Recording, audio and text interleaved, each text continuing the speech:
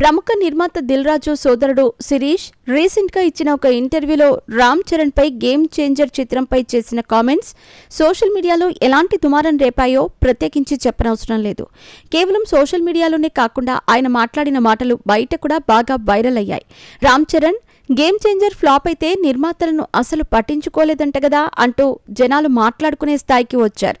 Ram Charan వ్యక్తిత్వంపై black mark పడేలా చేశాయి శిరీష్ చేసిన కామెంట్స్. దీనికి దిల్ రాజు కూడా రీసెంట్గా జరిగిన ఒక ఇంటర్వ్యూలో వివరణ ఇచ్చుకోవాల్సిన పరిస్థితి ఏర్పడింది. అయితే నిన్న సాయంత్రం శిరీష్ రామ్ చరణ్ అభిమానులకు వివరణ ఇస్తూ క్షమాపణలు తెలియజేశాడు. ఆయన మాట్లాడుతూ, నేను నిన్న ఒక ఇంటర్వ్యూలో మాట్లాడిన మాటలు సోషల్ మీడియా మాధ్యమాల ద్వారా అపార్థాలకు దారితీసి మెగా అభిమానులు బాధపడినట్టు నా దృష్టికి వచ్చింది. RRR వంటి సంచలనాత్మక చిత్రం తర్వాత గేమ్ చేంజర్ కోసం గ్లోబల్ స్టార్ రామ్ చరణ్ తన పూర్తి సమయాన్ని కేటాయించాడు. మమ్మల్ని నమ్మి ఆయన వేరే సినిమాలు కూడా ఒప్పుకోకుండా మా మీద గౌరవం చూపించారు. మెగాస్టార్ చిరంజీవి గారి కుటుంబంతో మాకు ఎన్నో ఏళ్ల నుండి మంచి సాన్నిహిత్యం ఉంది. మేము చిరంజీవి, రామ్ చరణ్ మరియు ఇతర మెగా హీరోల ప్రతిష్టకు భంగం కలిగించే విధంగా మాట్లాడం. ఒకవేళ నా మాటలు మీకు మీ మనసుల్ని గాయపరిచి ఉండుంటే దయచేసి నన్ను క్షమించండి అంటూ శిరీష్ లేఖని విడుదల చేశాడు. దీనిని మెగా అభిమానులు సోషల్ మీడియాలో షేర్ చేసి వైరల్ చేశారు. కొంతమంది క్షమాపణలు స్వీకరించగా మరికొంతమంది అభిమానులు మాత్రం ఫైర్ మీద ఉన్నారు.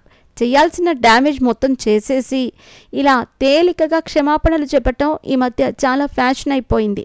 రామ్ చరణ్ మా అభిమానుల మనోభావాలను గౌరవించి భవిష్యత్తులో దిల్ రాజు బ్యానర్లో సినిమా చేయకూడదు అంటూ అభిమానులు డిమాండ్ చేస్తున్నారు.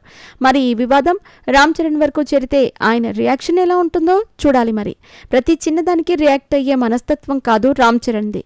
ఒకవేళ ఆయనకే నచ్చకపోతే మనుషులకు దూరంగా ఉండిపోతాడు. రేపు దిల్ రాజుని కూడా ఆయన ఇదే విధంగా దూరం పెట్టే అవకాశాలున్నాయి. సంక్రాంతికి వీళ్ల బ్యానర్ నుండి 2 సినిమాలు విడుదలైతే ఒక సినిమా పోయింది, ఒక సినిమా కవర్ చేసింది. రామ్ చరణ్ అనుమతి ఇస్తేనే సంక్రాంతికి వస్తున్నాంని విడుదల చేసుకున్నారు.